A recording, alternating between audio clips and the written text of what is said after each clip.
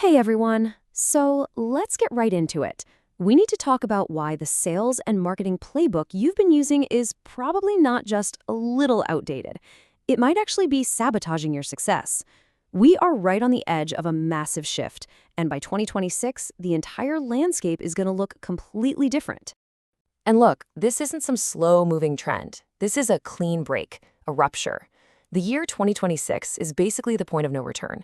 What we're seeing is a perfect storm of intelligent AI that can think for itself, buyers who are way more skeptical than they used to be, and a whole new wave of regulations that come with some serious teeth. The game has been completely reset. So, here's how we're going to break this all down. First, we'll look at the problem, why the old model just doesn't work anymore. Then we'll get into the real game changer, this AI Agentic Revolution. After that, we'll figure out where we, the humans, fit into this new world. And then we'll get practical with the new rules of outreach. We'll wrap it all up by looking at the glue that holds it all together, orchestration and trust. So why is this so urgent? Well, it's because the old engine of B2B growth is basically running on fumes. Our sources are calling it systemic exhaustion. You know, that point where throwing more money, more people, or more tech at the old model just gives you worse results. It's that feeling of running faster and faster just to stay in the exact same place. For decades, this was the dream, right? The linear funnel, a nice, predictable assembly line where marketing finds a lead, they hand it off to sales, and boom, a deal pops out the other end. It was clean, it was measurable, and for a good while, it actually worked. Yeah, that dream is over.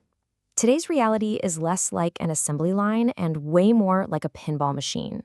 Buyers are just bouncing between channels, influencers, and decision makers in a totally chaotic way.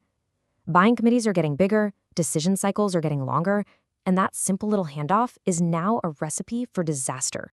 And to deal with this new reality, a new function has basically moved from the back office right into the driver's seat, RevOps.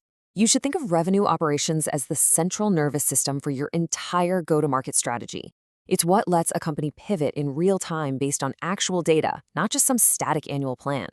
And its main goal has shifted from just getting new customers to squeezing every drop of value out of the ones you already have through net revenue retention.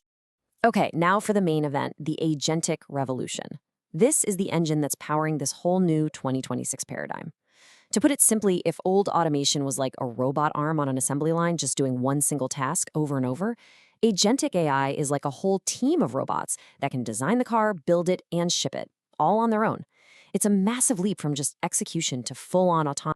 But, and this is a huge but, this new power comes with a crazy high price for getting it wrong. Our sources are predicting a $10 billion loss in enterprise value for companies that mess this up. We're not talking about a simple software bug here. We're talking about unleashing an autonomous system without the right guardrails. The risk of totally ruining your finances and your reputation has never been higher.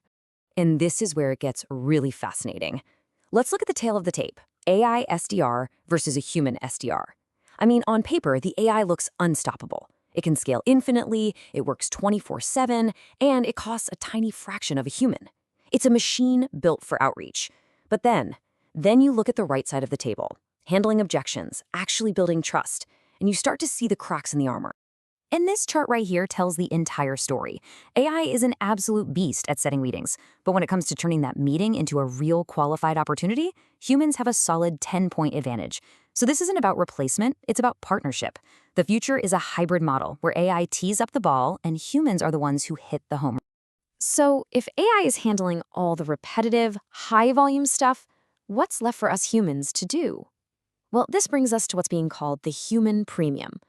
As all the grunt work gets automated, the skills that actually make us human become more valuable than ever before.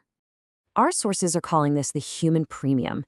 It's the ability to hear that slight hesitation in a client's voice, to sense the political landmines in a really complex deal, and to build the kind of deep trust that only comes from genuine human connection.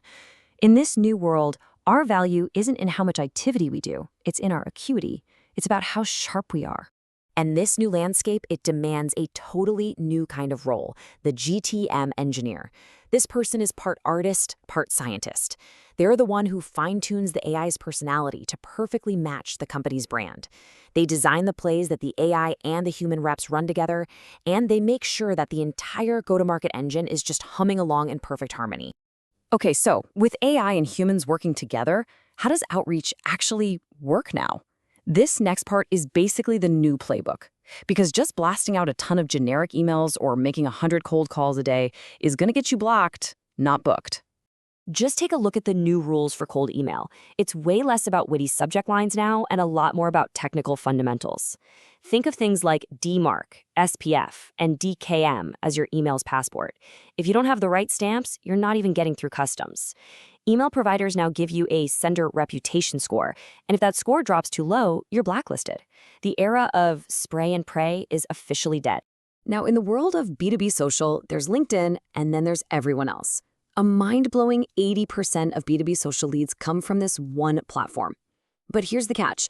LinkedIn's algorithm now favors people over logos.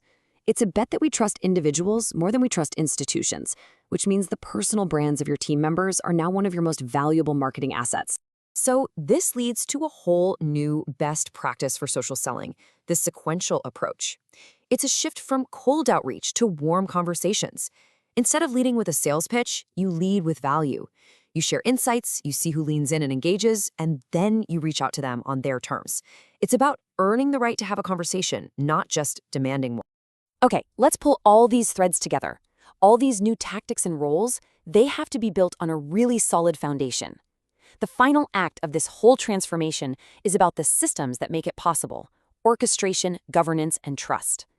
Just look at this regulatory tidal wave coming our way. These aren't just suggestions, they're laws with real penalties, and the deadlines are right around the corner. Take that universal revocation rule coming in April 2026.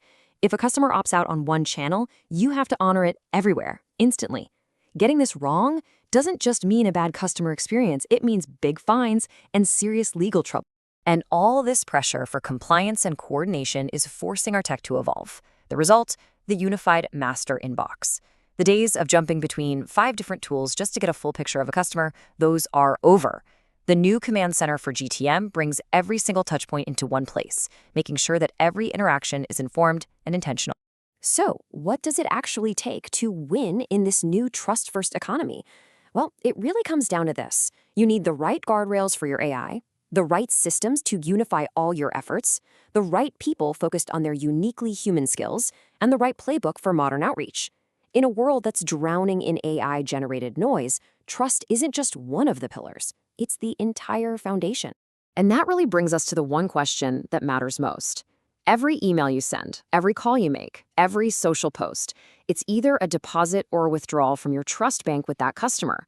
So as you build out your strategy for 2026 and beyond, you have to ask yourself, are you building trust or are you breaking it?